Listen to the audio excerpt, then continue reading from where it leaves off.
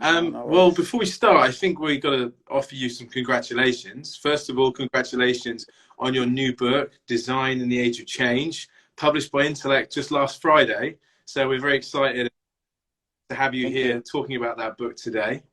We're going to get into that shortly, but also want to offer you congratulations on your new role and your new move, or your move back to Australia. So to kick things off, why don't you tell us a little bit about where you are and what your new role is? Because it sounds like things have changed a lot since we last had you on in conversation this time last year. Yeah, so last time we spoke, I was the director of the Ullman School of Design, and this book actually was developed while I was the director of the Ullman School of Design, and these people that I interviewed for this book were my guests at the school. Now I'm in Australia. I hold several different roles, but one of them being director for the Deakin Digital Futures Hub at Deakin University in Melbourne. And I'm also a partner with the BMW Group and QUT University. It's a joint design academy. I'm also an adjunct professor at QUT, that's in Brisbane. So yeah, things are changing. Lots of new things happening. Great. Well, I mean, how does it feel to be back in Australia? And I mean, especially in light of the pandemic and some of the topics that we're going to discuss, have things changed, or is Australia still pretty much the same as it was? Are you experiencing? Still pretty much the Okay. same. Still, Australia Right. moves at a very slow pace generally for some things. It's good though. Good. Good being Good. back. And tell us a little bit about the role. What are you most looking forward to in this new role? Are there any particularly interesting facets to it? Yeah, yeah, it's very interesting. The Digital Futures Hub, it's a very interesting thing for several reasons. Well, first of all, it's a government-funded project, and it's about delivering new and emerging Okay. digital technologies to the local businesses in the state of Victoria. And that's about 600,000 businesses that would benefit from having access to advanced digital technologies. And this includes everything from cybersecurity to blockchain technologies, quantum computing, artificial intelligence, machine learning, everything of that sort. Now, what's interesting about it is that I'm a designer leading Yeah. this type of effort. And it just tells you how much things have changed. It would have been inconceivable assigning a designer to lead such an initiative until not long ago. But it just tells you how much the field has moved on, and that designers now can be placed in positions that would have been normally reserved for MBAs or engineers or different type of profiles. So yeah, we have progressed quite a bit That's as a it's field. Kind of ties in with the book as well, interesting. designing in the age of change. Do you think it's design itself as a discipline and the mindset of designers that's changed, or has the world just caught up with design and with design thinking? Okay. I would say both. I would say the mindset of designers has changed, but the world has also learned more about design and has embraced design a bit more. And it wasn't always the case, and it wasn't always the case because designers were never really working on complex issues in the past. It was a very art-driven field. Now it's design is something completely different. I mean, we still have that. We still have that art element. In fact, I still love it. Like behind me, there's like a huge, this is my own collection that I have of design artifacts, and they were all designed by, in a very classic way by very well-known traditional designers.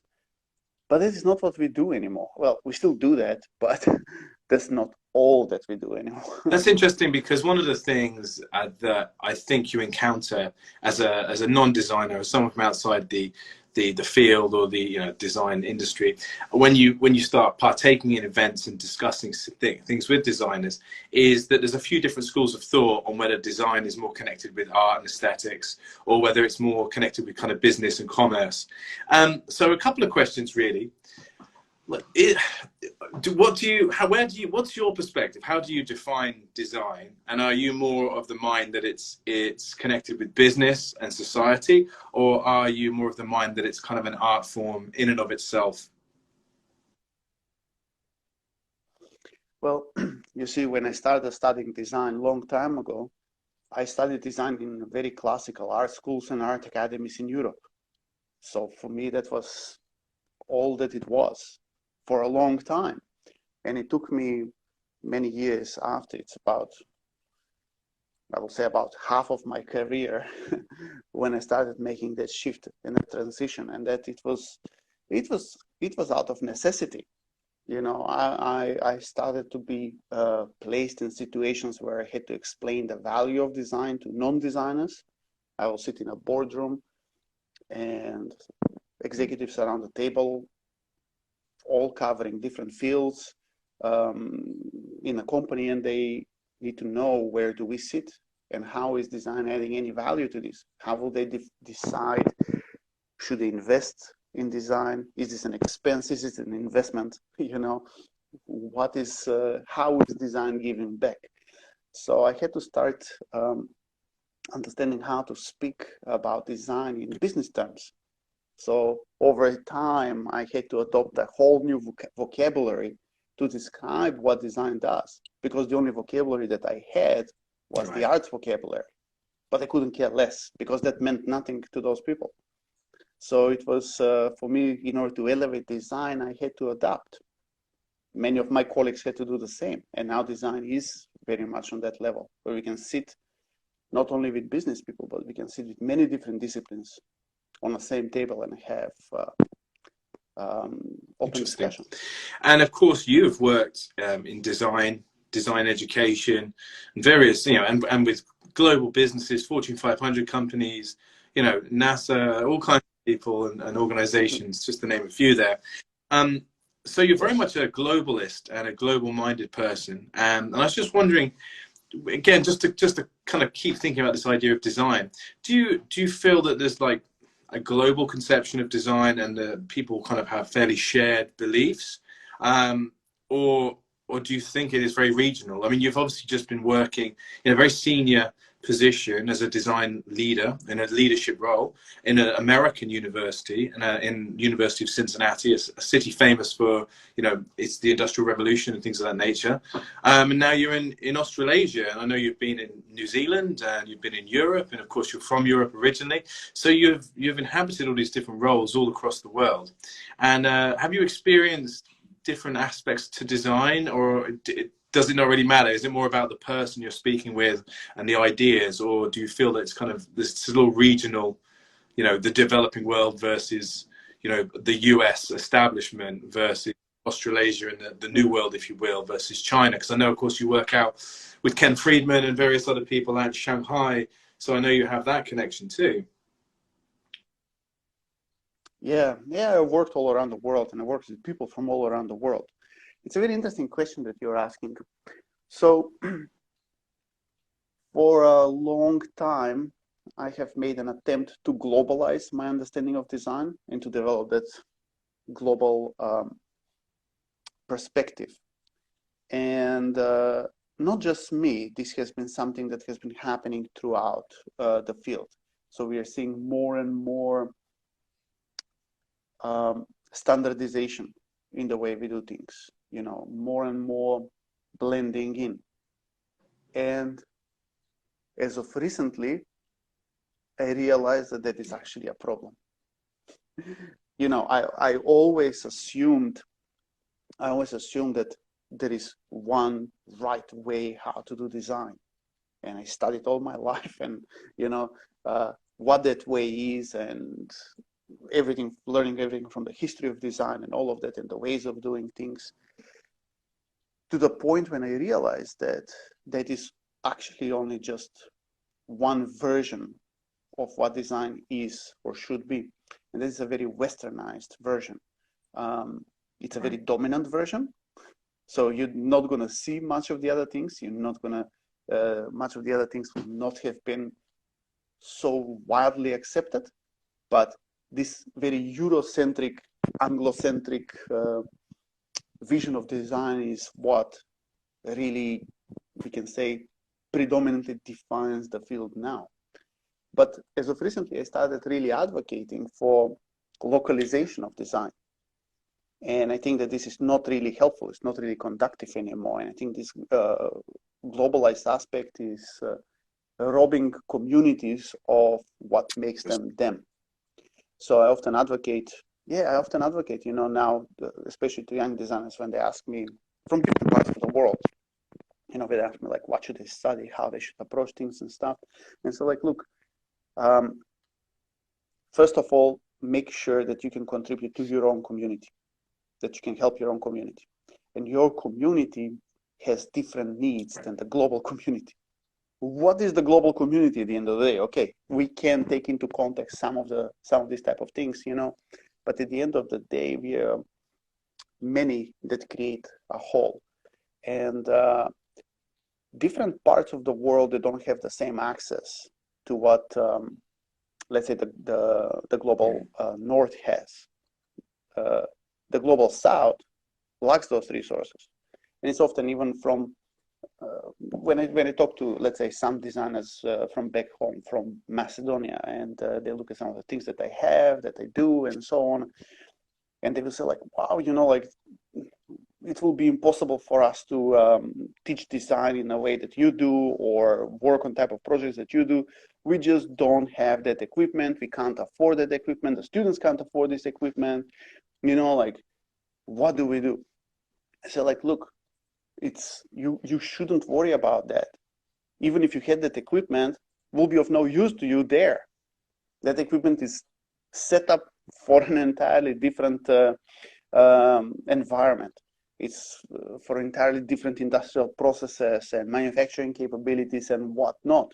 You need to focus on what you have, and you need to adapt your approach to what you have, to your local conditions. You know, just like bringing some of these type of things from somewhere are useless, you know. So you're not doing yourself a favor. And I know it feels somehow like you're lagging behind, and the West has been really good at kind of making people feel inadequate if they don't, you know, fit in the matrix of the West. And this is what's been happening. So I really tell people, you know, like, don't worry about that. You know, it's really, it's an illusion. That's an interesting point of view on that.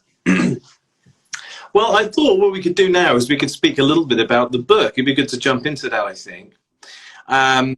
So, I mean, obviously the book was born out of an interesting. I was going to say I don't have a copy with me, so I was hoping you could showcase it. Talking about design, first of all, what a wonderful artifact, and I want to thank my colleagues back at Intellect Books and Journals, and of course yourself, for the wonderful design work. And the book does look fantastic. And again, just for anyone who's interested out there, the book was published on Friday, and it is available from intellectbooks.com. And again, just from all good bookshops, you can get that order in, or you can buy it from your preferred online retailer, for example. So do take a look at it. But yeah, let's have a talk about this book. So it was born out of a global speaker series, really, that came out of the pandemic. So I want to hear about that, the genesis of the book project, because also it's quite interesting, especially in light of some of the topics that come up within the book, that we start with digital interviews from all over the world utilizing technology, and then the end result is actually a traditional book, which I really like, that kind of like roundabout way of doing it. And I want to talk to you about the books in general. But first of all, tell us a little bit more about the genesis of the idea. Tell us about the New Normal Speaker Series, where that came from, and just kind of the situations that occurred which let the book come to fruition. Yeah, that's interesting. You know, so and it's interesting how it started. It started in a very different way, from virtual interviews via new technology at the time that we started using, like Zooms and WebExes and whatnot, to coming back to what is a very traditional artifact that you can just hold in your hand. And actually, I do believe that this is far more valuable and has far more longevity than just doing the videos. But how it started? It started in the middle of the pandemic, this whole project. No, actually, it wasn't in the middle of the pandemic. It was about at the start of the pandemic. It was just, still it was chaos, and still nobody knew what was happening. Still nobody knew, where things are going or what we should be doing. It was the dark ages for a period of time. We were all in lockdowns. Everybody was panicking. Nobody knew what was going to do. Everything seemed to be collapsing right in front of our eyes. And there was a lot of anxiety. So I was the director of a design school at the time, and we had to shut down everything at the drop of the hat. And we had to completely reinvent how we were doing things. So all of a sudden, we had to start figuring out how to teach design digitally in a way that we have never done before. Of course, that caused a great deal of anxiety with the students, and there were lots of students who were thinking like, maybe I don't want to go to school. I don't think I want to study design in this way, and that this is counterproductive for me, and this is not the way design can be taught, can be learned. So lots of students were wondering whether to take a year off and then maybe come back when everything calms down and whatnot, because at the time we were still very hopeful. We were thinking, oh, this is going to blow away in a few months, Here we are 2 years later. But it started from there. And I was thinking for a way how to alleviate that anxiety for the students. And I didn't have that grand idea, I'm going to set up a big international, speaker series at the time. I was thinking at the time, let me get a really good, really professional designer to speak to the students and to explain to the students that as a professional, they're also going through the same thing. And they also have to adapt, and they also have to figure out and deal with the same anxiety as they're doing. And I was telling to the students at the time, look, yes, you may not learn or you may not do some of the things that we will typically do in a face-to-face, but this is a new learning opportunity. And you can use this time to develop new skills, start dealing with this type of new challenges, So nothing is going to waste. So it really started from that idea, let me get somebody who is very well established in their field to address the students and just share with them how they're coping with the changes that that are just unfolding in front of us. And yeah, so I started thinking, who I should bring and whatnot. So I started thinking let me maybe call Karim Rashid, one of them who is known as one of the most famous designers in America, in the world, I will say. He's an iconic figure. And then I was thinking, as it started from that, and I set that up one call, and then I was thinking let me, maybe I can just bring in 2-3 more people.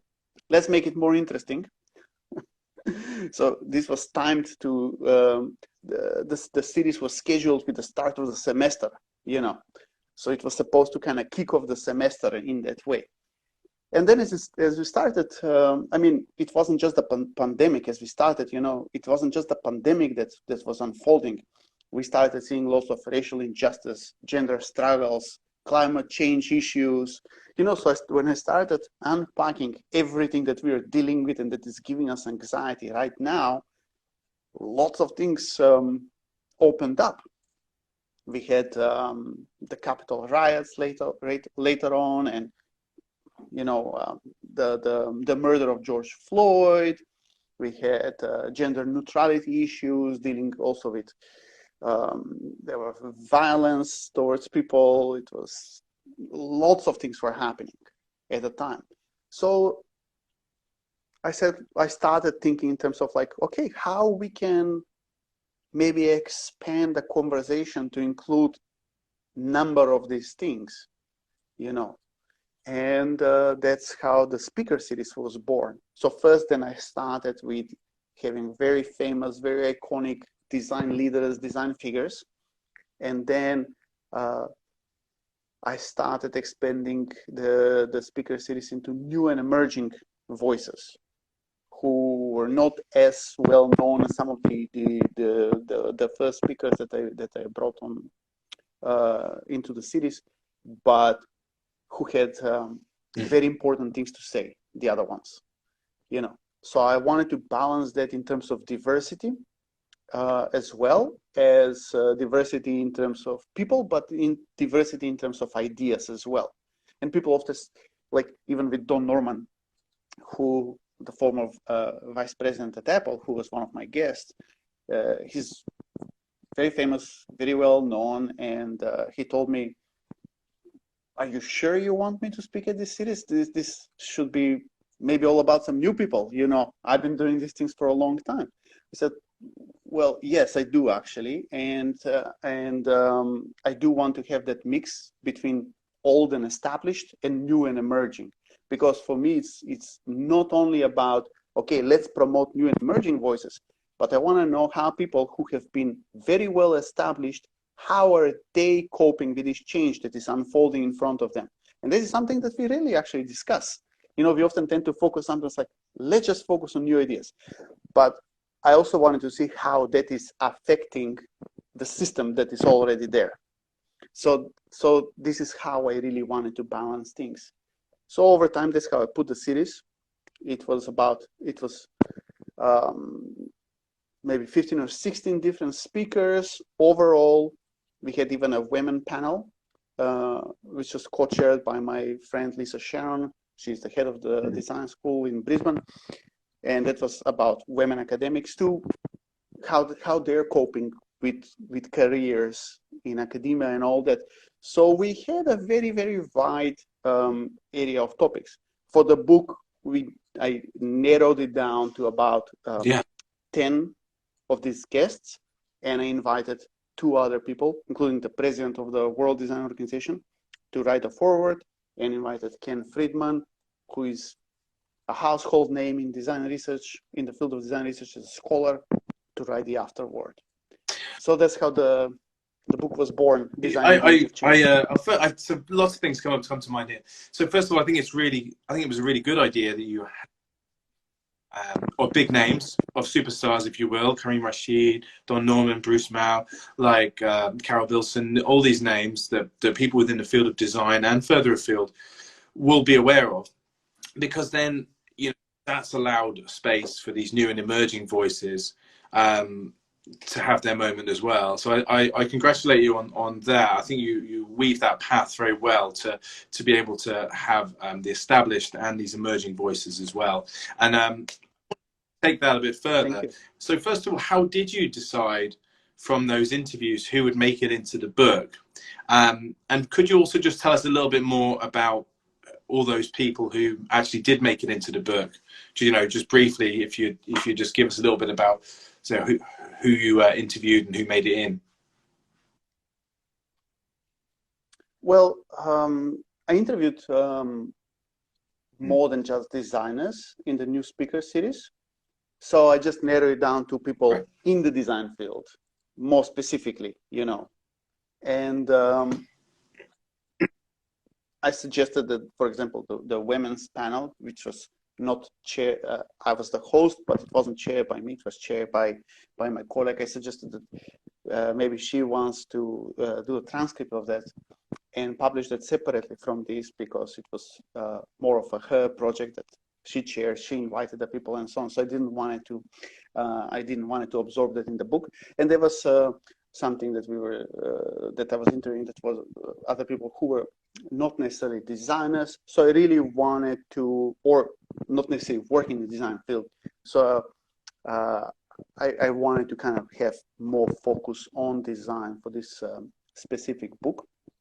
That's how the selection was made. Otherwise, I was trying to find the right people for the right topics, and I will say that pretty much, aside of two people who did not join my invitation, everyone else accepted straight away. Pretty good run. So yeah, that's pretty good And run, I will say. Philip Stark I invited as well, but Philip Stark was busy at the time. He couldn't do it. And David Carson I invited as well, who changed his mind as in a very beginning. So we didn't proceed with him. But otherwise, everyone else was well, bad luck for them who didn't make the cut. So what were some of the perspectives or different perspectives that they were able to offer? How did you piece them together as an editor in the book?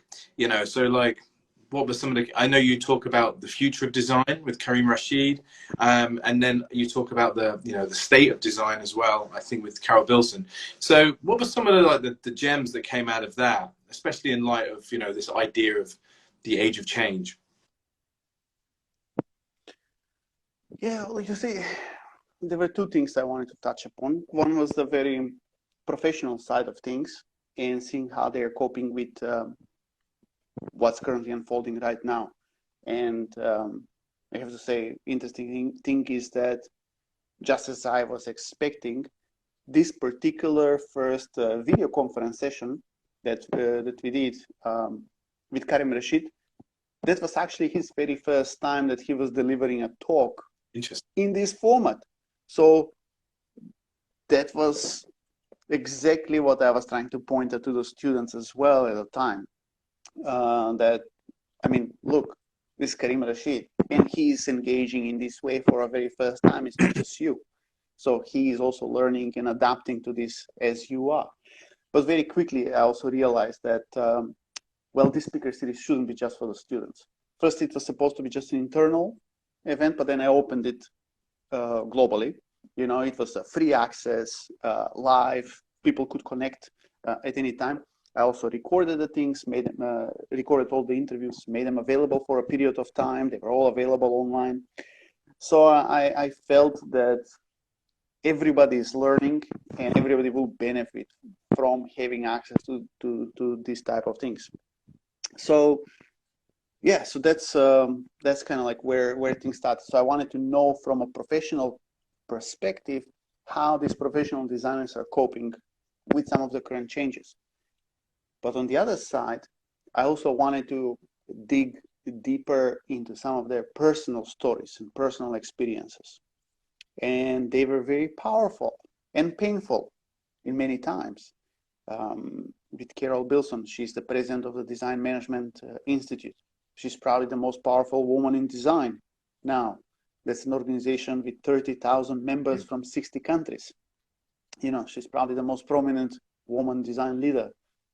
And I wanted to know, how did her journey look like? And it was a very painful journey in this regard. She's an African-American woman in a field dominated by men, making her way. And yeah, she shared some of that experience with the type of things that she had to deal with, which I felt was very interesting. It's the type of things we will rarely discuss, even when we talk about design. There are a number of these type of things that we never touch upon. So with Randy Wilson, we also discussed. Randy is also a black design illustrator, fashion design illustrator, and gay. And at the time, he was the only black student when he was studying design in Cincinnati in the 80s.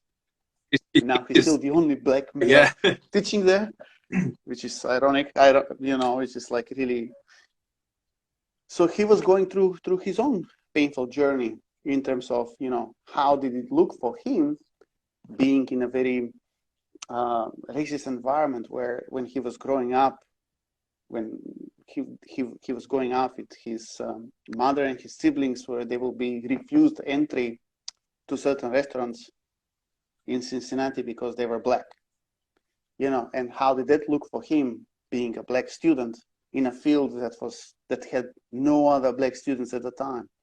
So I really wanted to know how he experienced it, how he saw these things from his, you know, from where he was standing at the time. And these are just some of the stories. We had another very interesting interview with Alok White Menon. They're a transgender activist in the field of design and other areas. And their personal story was also. I should just interrupt quickly and say that we currently are hosting 5 of these original interviews, which Gjoko based the transcripts and the interviews for the book, are being hosted on our newly launched YouTube channel. So again, you can just go to YouTube and type in Intellect Books, and you will be able to find them there. There's Karim Rashid, there's Carole Bilson, and we have a number of others as well. We'll also be adding more as the weeks go on to celebrate the launch of the book. So if anyone wants to, you know, dig in and actually hear the videos and hear people's perspective, do that. And then, of course, buy the book and see the different perspective and how Gjoko, of course, edited that. And while I've interrupted, just to our audience, if anyone has a question for Gjoko, please just drop that in the chat, and I'll try and get around to asking it to him during the rest of the conversation today. So yeah, any questions, do let us know, stick them in the chat. Thanks, Gjoko. So it's a fascinating group of people and a real, you know, coup to get some of these big deal names, but then also focusing on new and emerging voices. And I definitely want to talk more about Randy and some of the other people in the book too. But I wanted to ask, before we get into that, you know, this book came about at the height of the pandemic, and it was published just on Friday. Now, it's always interesting with something like this. Do you think this epoch, this age of change, do you think that's, you know, do you still feel that's the same as when you were starting to write this, now that the book's published? Or do you feel like there's things you're missing, or conclusions you wouldn't have made? Do you still feel everything's quite as relevant, or do you think you're taking a different perspective? You know, have your predictions come to fruition? Well, it wasn't really about predictions. We were not really aiming to make much predictions. You know, we were just trying to understand the world at the time. And I think that was very powerful and very important thing that needed to be done. And I'm also a design historian. Okay, so I studied design history in great deal. And when all these things happened, this was literally history unfolding in front of our eyes. We are still living that moment, that event, you know, which has a historical significance. And my instinct immediately, as I started kind of putting these type of things together, was, well, I better chronicle this. You know, this is like one of those once in a lifetime opportunities. I mean, this is like we're dealing with events that occur, I will say, let's hope, once in our lifetimes, you know, and especially all of them like happening all at once. It's like a perfect storm of these events. So it was a very unusual period of time, and I really wanted to chronicle it. And in a way, this book is a time capsule. It captures the spirit of the time as it was unfolding, from the people who were on the front lines dealing with these issues, as they were dealing with these issues, and them commenting on how they're feeling about that, how they're approaching things, what their hopes were. So it wasn't really about predictions. It wasn't like like an armchair philosopher trying to envision the future. This was people dealing with their own anxiety as it is unfolding and trying to understand where things are going. So it's a very different from those type of books where we can just sit and from some distance trying to analyze the situation. I felt that for the future generations, this will be a very valuable resource, because this is a pivoting time. We are no longer like, well, let me say in this way. Things have changed to such a point that they will never quite be the same. Hence the term new normal. That was how I named the speaker series, New Normal. Because that means that when we say new normal, it means that we have actually accepted that notion that things will never go back to the way they were, quite exactly. It was interesting when I was talking to somebody who was asking to review the book the other day. One of the questions they asked, which was quite interesting, I thought, was that so you and the editor in the book, you're presenting this period as, you know, an epoch of change, and they said to me, is it truly any different to any other period in history, or you know, is it just the way that we're perceiving it because of, you know, various factors, whether that be social media, the fourth industrial revolution, all these, you know, this perfect storm in a sense, different kind of perfect storm, you know. And they asked me that question, and I it was interesting to think. So what's your perspective? Like, are we in a really, you know, this point of change that we'll never go back to, or is this just been a crazy few years, and, you know, we're going to have another crazy few years in 10 years time, in 20 years time, in 100 years time? Or do you really think this is quite an epochal moment of change that's best represented through design? Yes. So to piggyback also on the same idea of how relevant this book will be past this. So it won't, you know, yes, all of these type of things tend to happen all the time. Are we going to live in a world without racism? Probably not. Are we going to live in a world where gender issues not going to exist? Nope. I'm pretty sure there will still be challenges and issues on that front. Are we still going to deal with climate change? Yes, we will.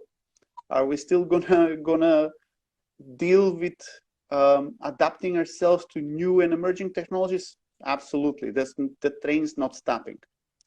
But what is different is that all of these things happen all at once in an incredibly short period of time.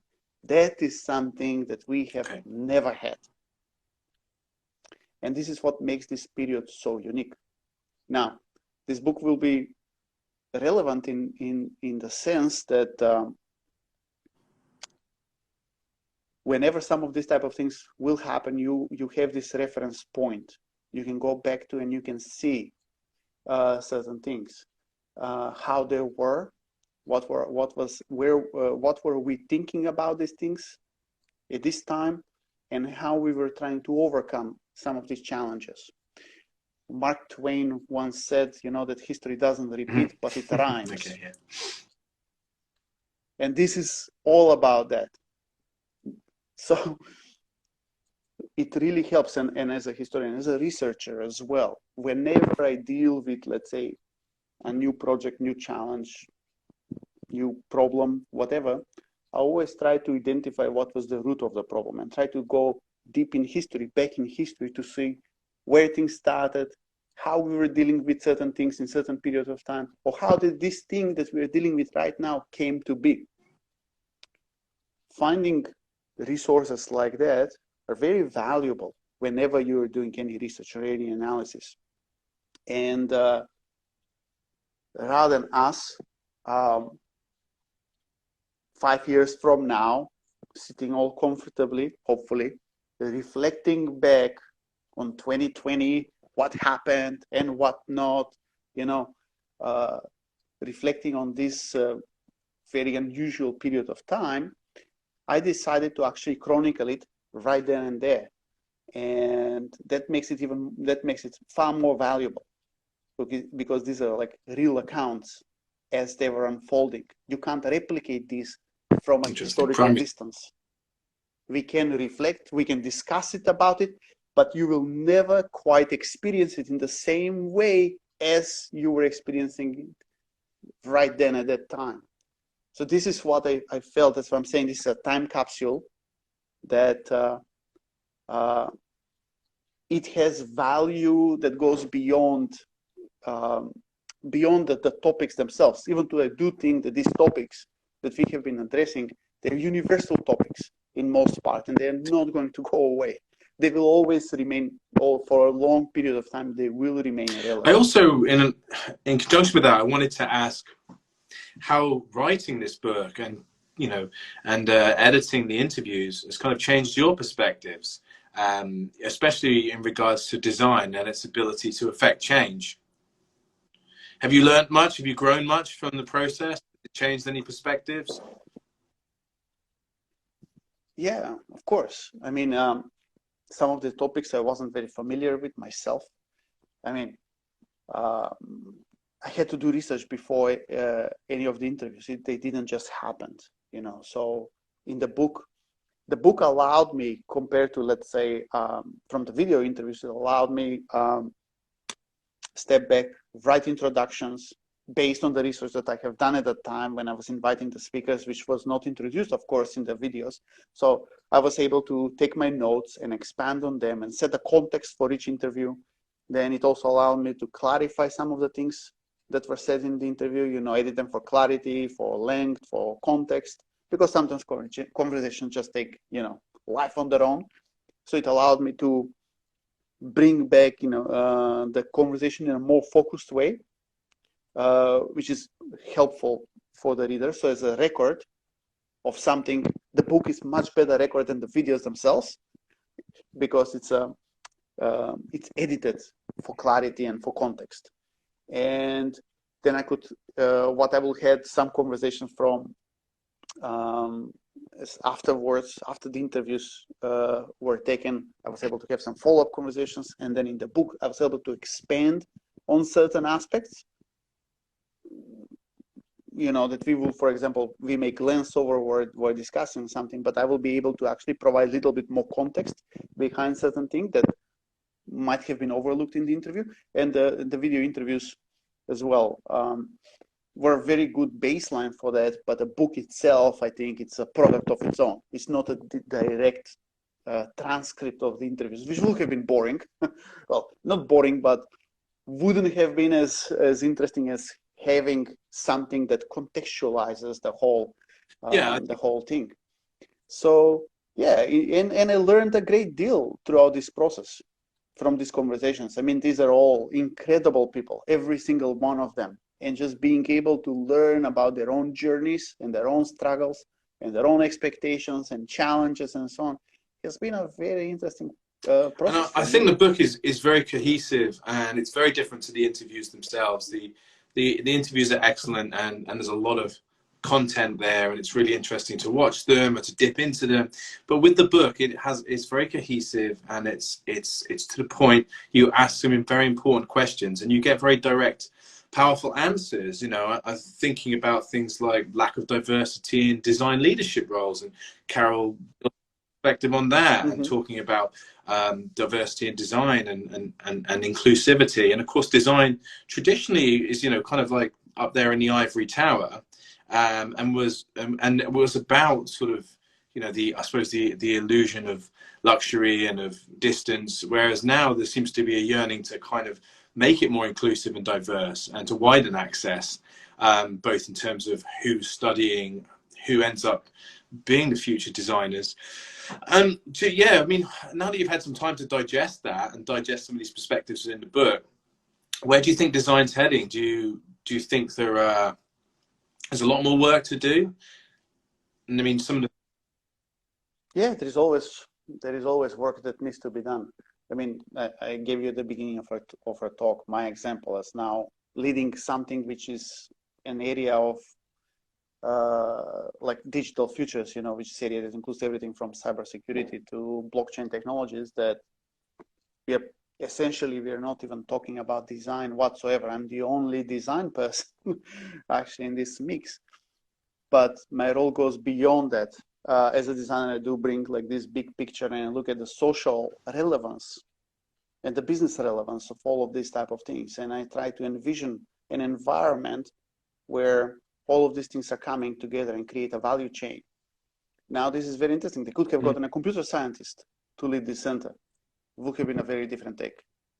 You know, there was a business person who from a CEO who tried to set this up. It didn't work out either initially. And so now I stepped in and tried to re-envision and reimagine this thing by doing what designers do. Design a scenario on how this type of things should come together in a meaningful way. so it's a very interesting, you know, like this is what designers can do nowadays, and this is where things are moving. Like even in the interview, in the book as well, like there is great interview with Itatel Basic about resilient economies and alternative currencies, and how we can even reinvent the economy so that we are not relying on crisis and things like that, so that we are not so susceptible, I mean, to crisis and all that. And she's a designer, right. Design economist.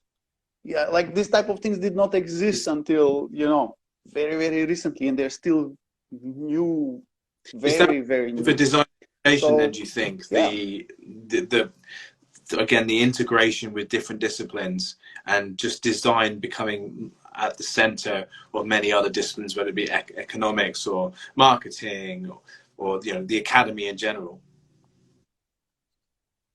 Yeah, I mean, design that was perfectly suited for that, for this type of things.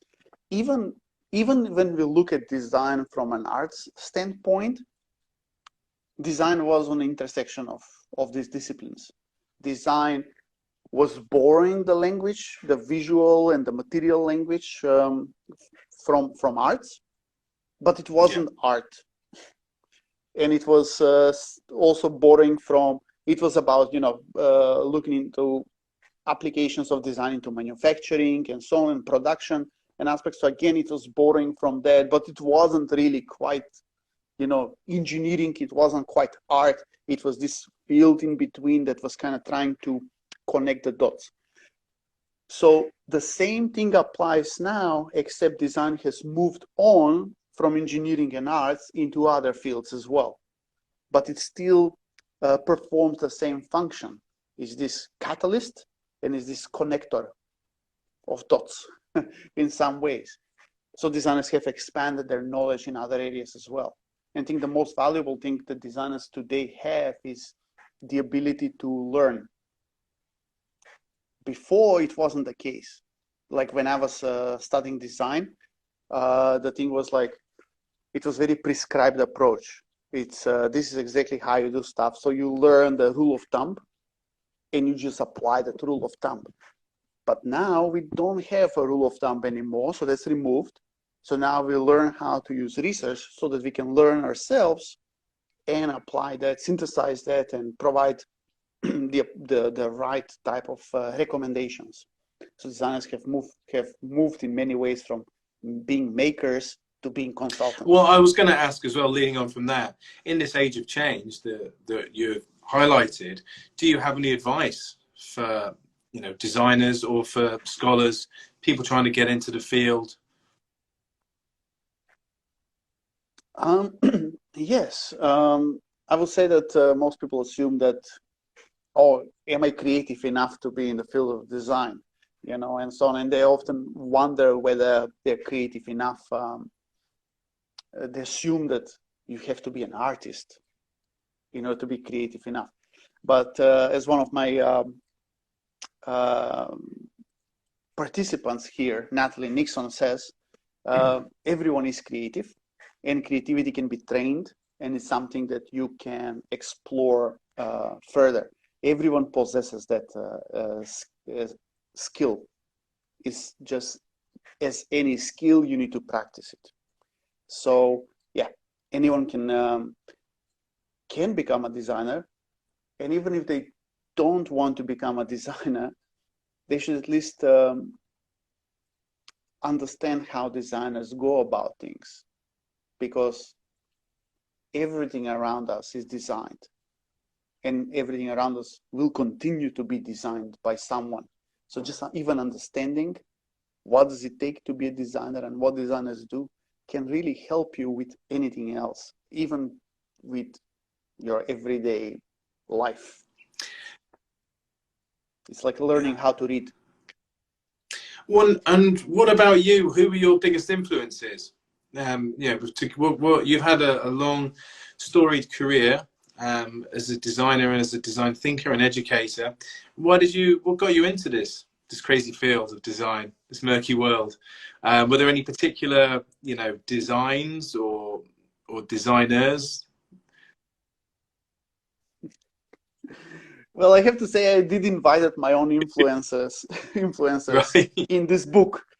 So, so I started literally exactly like from that point. Who were the people that influenced me? Who were the people that I looked up to when I was studying? Who were the people that I considered to be important for me and for the field as well? So these are the people that I actually invited. Ken Friedman was a massive influence for me. Later, as a later part of my career, when my design sensitivities were formed to a certain point, so it was his work and his studies that really helped me understand the bigger picture of design.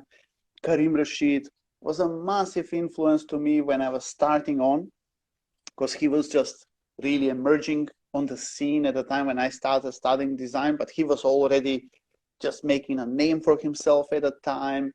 And it was just incredible for me to see that. He still is a design superstar. Then later on, Bruce Mao was a big influence as well, big inspiration. Stephen Heller, who is one of them, who is probably the most famous design critic. So so that's what I was saying. This type of people have been really big influence for me throughout my own career. So I started by inviting the people that I felt have changed the course of my career with their work. Gjoko, we're coming up on our hour, but I did want to ask you, sort of finally, what's next for you? What are you currently working on? What's on the agenda? Currently, I'm actually working with the BMW Group on as a partner for speculative futures, and we are working on a future mobility concept for the Brisbane Olympics 2032. Oh, cool. So I'm doing the research and developing the strategy for that. So we are currently setting up a new strategy around how we should deal with the mobility challenges for 2032 for the Brisbane Olympics. So that's what I'm working right now, in addition to some of the other stuff. Awesome. Your video is jammed up, so I will use this as an opportunity to thank you so much for joining us today on In Conversation. It's been an absolute pleasure to host you and to talk about the new book, Design in the Age of Change, which is available from all good bookstores. Do go and pick that up, or at least go and take a look at it. You can find out much more at www.intellectbooks.com. You can also find many of the other books that Gjoko has published with Intellect. It's one of the authors who's published the most work with us, probably, and founded a journal which is called the Journal of Design, Business and Society as well. So there's loads of content on there, and you can see a lot of examples of Gjoko's research and his important writing and contributions to the field of design, business, and various other different disciplines too. So Gjoko, thank you again so much for joining us today, and best of luck with the book. It's such an honor to be working with you on it, and we can't wait to see what comes of it. Thank you, James. Thank you so much for this interview and for publishing this book and many other books that we did together. So I really appreciate always the opportunity to work with you and talk to you. So thank you for all that. Thanks a lot, Gjoko, and thanks to everyone who's tuned in today. We'll be back again next week, so do watch this space to find out who will be my next guest. Thank you. That's all from In Conversation today. Cheers. Cheers.